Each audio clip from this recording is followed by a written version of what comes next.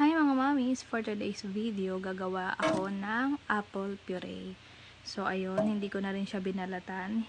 Bali half lang yan, hiniwa-hiwa ko lang. And then, kailangan ko siyang pakuluan.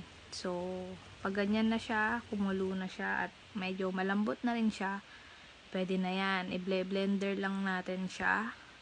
Tapos, ayan. So, pure apple lang yan. Wala akong nilagay na milk. So, ayan. Madali naman siyang i-blender. Tapos, pag ganyan na yung texture niya, wala nang buo-buo. Okay na yan. Para lang siyang juice.